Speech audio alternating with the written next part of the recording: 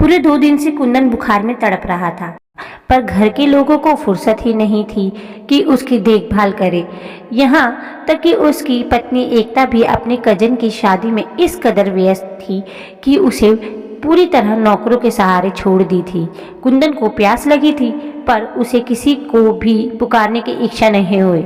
उसका अंतःकरण शोक और निराशा से विदृढ़ हो रहा था। उसने कभी सोचा भी नहीं था कि उसकी यह दुर्दशा होगी, पर अपनी इस स्थिति के लिए किसे दोष देता। घर जमाई बनकर इस घर में रहने का उसका खुद का फैसला था। वह पत्नी को भी बेवफा और स्वार्थी कैसे कह सकता था। उसका व्यक्तित्व ही इतना दुर्बल और निरुपाय हो गया था कि वह निरंतर सबके द्वारा छला जा रहा था। बस एक गलत कदम और उसकी जीवन की दिशा ही बदल गई। उसके पापा कैलाशनाथ, जो कभी उसके सबसे अपने थे, जो उसकी सबसे ज्यादा चिंता करते थे, जो उसके आदर्श गाइड, फिलोसोफर और माँ भी थे, उसी पर उसने शक किया, घृणा की, जिसका परिणाम अब भुगत रहा था।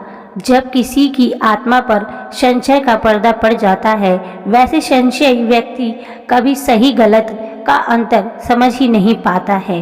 पापा के प्यार पर संशय ने ही उसे अपने घर परिवार के लिए अजनबी बना दिया।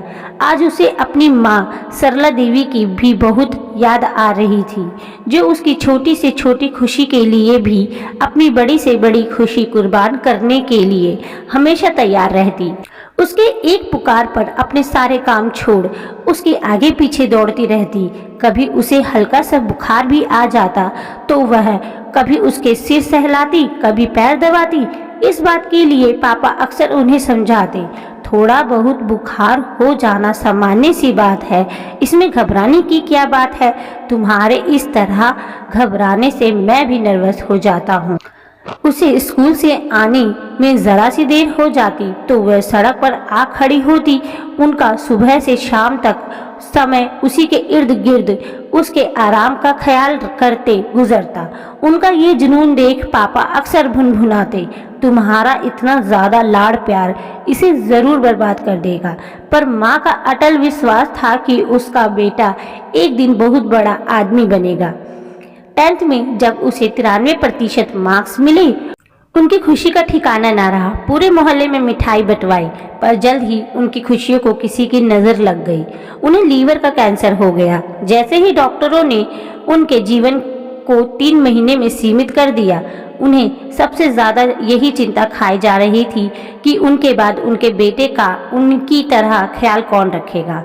एक बात उन्हें अच्छी तरह समझ में आ गई थी कि उनके जीवन में वक्त और हालात दोनों बदल गए थे, जो अब उनके वश में नहीं था। काफी सोच समझकर अपने बचपन की सहेली और दूर के रिश्ते से बहन सुचित्रा को अपने 5 वर्षीय बेटी वसुधा के साथ अपने पास बुलवा ली थी। सुचित्रा असमय ही विधवा हो गई थी और बेटी के साथ कोई आश्रय ढूंढ रही थी। हालात ऐसे थे कि दोनों को एक दूसरे की जरूरत थी, इसीलिए दोनों के बीच एक अपनत्व भरा रिश्ता कायम हो गया था। सरला के ऐसे दुर्भाग्यपूर्ण कठिन समय में सुचित्रा ने उसके पूरे घर परिवार को अच्छी तरह संभाल लिया था, तो सरला ने भी वसुधा को एक अच्छे स्कूल में एडमिशन दिला उसकी सारी जिम्मेदारी उठा ली थी। धीरे धीरे दोनों माँ बेटी उस परिवार का एक अभिन्न अंग बन गए थे। सुचित्रा को कुंदन का पूरा ख्याल रखते और पुत्रवत प्यार करते देख सरला ने उससे वादा लिया था कि उसके नहीं रहने पर वह उसके पुत्र को छोड़कर कहीं नहीं जाएगी, ताकि वह निश्चिंत हो इस दुनिया को छोड़ सके। सुचित्रा से वादा लेने के महीने भर बाद ही वह काल के गाल में समा गई थी। सरला के नहीं रहने पर सुचित्रा ने अपना वादा निभाया। कुंदन की देखभाल के साथ साथ उसको मानसिक संबल भी दिया। उसे माँ की इच्छा पूरा करने के लिए प्रोत्साहित करती रहती। माँ के जाने के बाद कुंदन पूरी तरह टूट गया था। माँ को भूलना उसके लिए आसान नहीं था। वह उसके रूह की गहराइयों से जुड़ी थी। फिर भी उसने अपना पूरा ध्यान और शक्ति पढ़ाई में लगा दिया, क्योंकि उसे अपनी माँ की इच्छा जो पूरी करनी थी, उसकी मेहनत रंग लाई और उसका एडमिशन IIT कानपुर में हो गया। कानपुर जाकर वह ऐसा पढ़ाई में रम गया कि कम ही घर आता। घर आते ही उसे माँ की यादें विकल कर देती। उसकी समझ में नहीं आता विधाता ने उसके माँ की जीवन यात्रा बीच में ही समाप्त कर क्यों उनके साथ अन्याय किया। गांव से दादी आ गई थी उसके पापा की देखभाल के लिए, पर माँ की मृत्यु ने उसके पापा को भी मानसिक रूप से पूरी तरह तोड़कर बिखेर दिया था। फिर भी वह कुंदन की देखभाल और उसकी जरूरतों को पूरा करने के लिए पहले से ज्यादा तत्पर रहते। एक सुचित्रा मौसी ही थी जो कुल जमा तीनों सदस्यों के बीच कड़ियां जोड़ती रहती। जब वह इंजीनियरिंग के फाइनल ईयर में था, उसे पटना में रहने वाले उसके एक दोस्त कुणाल ने सूचित किया कि उसके पापा ने सुचित्रा मौसी से शादी कर ली है। सुनते ही दुख, क्षोभ और घृणा से उसका सर्वांग थरथरा उठा। इतनी बड़ी बात हो गई और पापा ने उसे बताना भी जरूरी नहीं समझा।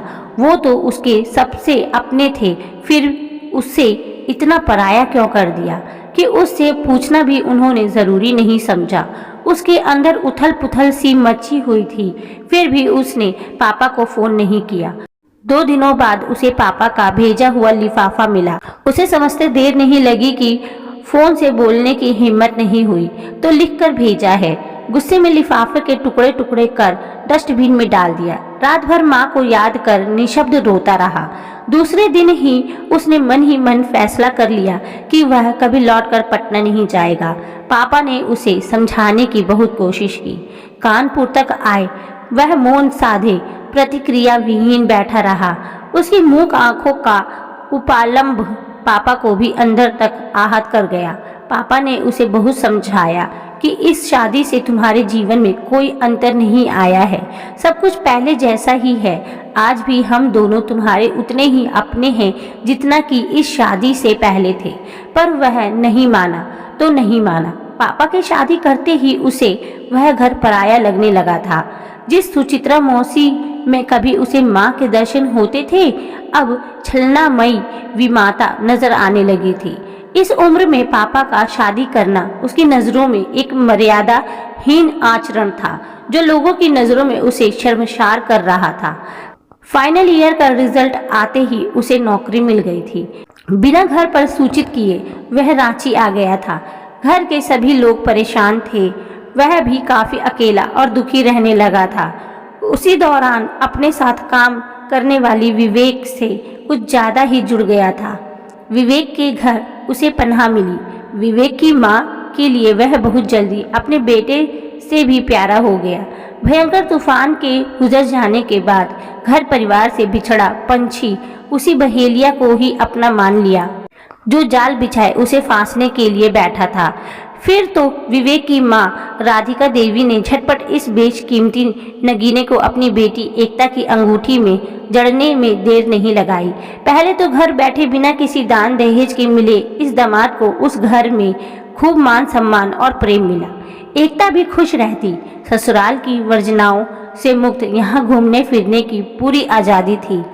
कुंदन ने भी सहस्त्र वहीं रहने का फैसला लिया, पर जल्द ही कुंदन को एहसास होने लगा था कि घर में चाहे वह जितना भी खर्च करे, उसका मान सम्मान घर के बेटे सा नहीं था। साथ ही मायके में रहने के कारण पत्नी का बड़बोलापन भी बढ़ रहा था। कुंदन की देखभाल और ख्याल रखने के बदले उसे अपने बनाव, श्रृंगार और शॉपिंग की धुन रहती। दिनों दिन उसके मौज मस्ती की सीमाएं बढ़ती जा रही थी। नए नए आधुनिक ढंग के कपड़े, गहनों पर उसका ज्यादा ध्यान रहता। पति उसके लिए बस पैसा कमाने का मशीन मात्र था। सासू माँ जो पहले उसकी माँ होने का दावा करती थी, अब उसे सुनाना शुरू कर दिया था कि हमेशा घर में रहने वाले की रोज रोज आव भगत तो नहीं हो सकती। कुंदन को आव भगत की चिंता नहीं थी, उसे तो उसी प्यार की तलाश थी जो उसके माँ बाप कभी उससे करते थे। धीरे धीरे सबके दिल में उसके लिए प्यार घटते ही जा रहा था। अब तो स्थिति यह हो गई थी कि बीमार होने पर भी किसी के पास समय नहीं था कि उसकी देखभाल करे। कुंदन को लगने लगा था कि अपने पैरों पर स्वयं ही उसने कुल्हाड़ी मारी है। तभी अपनी पत्नी एकता की आवाज सुनकर उसकी तंद्रा भंग हुई। वह रामू से कह रही थी, साहब उठे तो उनसे पूछकर दवा और खाना दोनों खिला देना। मुझे आने में थोड़ी देर हो जाएगी। एकता के जाते ही वह उठ बैठा। घर में सिर्फ वह और रामू थे। अचानक उसके मन में अपने पापा और सुचित्रा मौसी की स्मृति मुखर होने लगी। उनका प्यार याद कर उसका मन विकल हो उठा। वह तुरंत उठकर कपड़े बदलकर और कुछ कपड़े बैग में डालकर ड्राइवर को गाड़ी निकालने के लिए बोला। अब और अपमान का दंश झेलना उसे गवारा नहीं था। ऑफिस से पूरे 1 महीने की छुट्टी ले उसे समय पटना के लिए रवाना हो गया।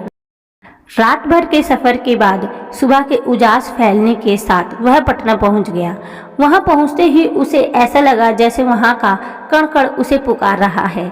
इस धरती, आकाश और हवा में जाने कैसी संजीवनी थी कि उसके सारे दुख, संताप और बीमारियां पटना की धरती पर पहुंचते ही जाने कहां लुप्त हो गई। जैसे ही कार आकर उसके अपने घर के गेट के सामने रुकी, अपना वह पुराना घर उसे किसी आत्मीय स्वजन से कम नहीं लगा।